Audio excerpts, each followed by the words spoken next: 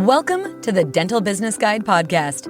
From money to marketing to management, this podcast will help you run a better dental business. Hello, Arun here from the Dental Business Guide podcast here. And today I thought I'd give an update on what's going on in the dental market as of May 2021 and what I'm seeing and hearing out there. Now, as we've seen over the last 12 months, there certainly has been a lack of supply in terms of practices for sale. Obviously, there are practices coming for sale, but if you launch a practice like we did just earlier this week, there's so many applications for it. Okay, now this practice is in London, and within a space of half an hour, I can't understand how many emails and phone calls my colleague Juliet received just about this one practice. Now, if you repeat that for other practices for sale, it just highlights how much demand there is for a practice. So that's obviously keeping practice values relatively high. Okay, so that's certainly good for vendors out there. But at the same time, since there is such a lack of supply, we have seen an unprecedented amount of activity from younger dentists wanting their own practice. So instead of buying, they're going down the route of starting up a practice as a result of the changes in the planning laws last year and relatively easy access to finance. If you've got some deposit to put down, this is an option that many are pursuing. And it can be a lucrative option for you if done right. And that's the really strong, important point here, if it's done right. Now, my fear is that many of these practices that do start up may kind of struggle. Why? Yes, you can get the money. Yes, you can find a location, but that's only half the battle. It's actually running and managing and developing and building a practice which has the right team, which has the strong marketing in place, which is going to drive the success of a business. So I will wholeheartedly encourage you to jump in and do it if you're thinking of doing it, but be aware and make sure you surround yourself with a team of people that can help you do it, whether it's the marketing side, the finance side. All of those aspects are so important, and we can certainly help if you need it.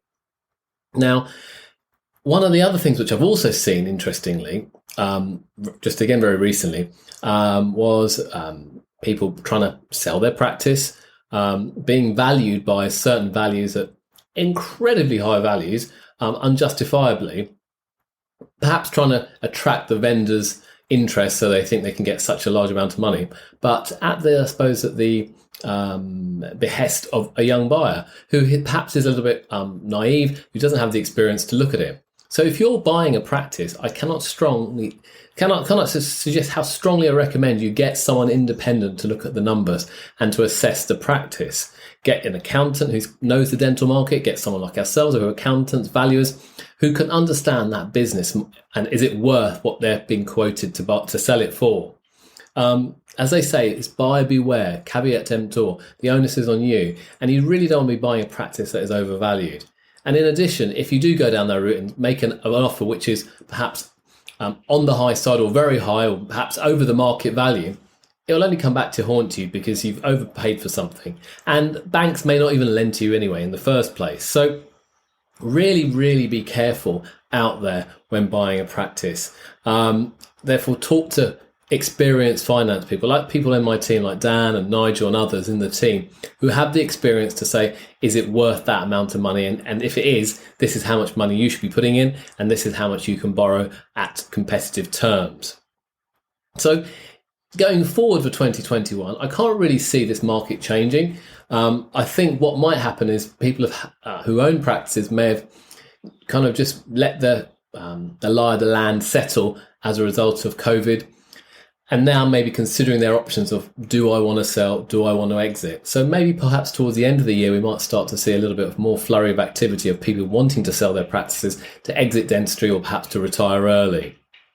But as I said at the outset, there is still strong demand. There are a lot of buyers out there who want to get on the ladder of practice ownership, whether it's through buying, whether it's through setting up. There's certainly an option to do that, and an opportunity out there as well. Finance is definitely available out there. Obviously, you need to shop around and get the best terms for finance. So certainly contact my colleague, Dan, Nigel, and others. Now, if you're a limited company, we've also, as you might have heard in the budget, There's something called the super deduction, and that could encourage you to grow and develop your business over the next 2 years. So you can invest and you'll get 130% deduction on the equipment that you purchase, and that will have a positive impact and reduce your tax liability as well. So there's a number of things out there which are going on in the dental market, which I think are actually going to develop the market further. More and more dentists will invest in equipment such as digital dental equipment, and which will only drive the sector forward. And I think which only will encourage more investment into the sector and more demand for practices overall.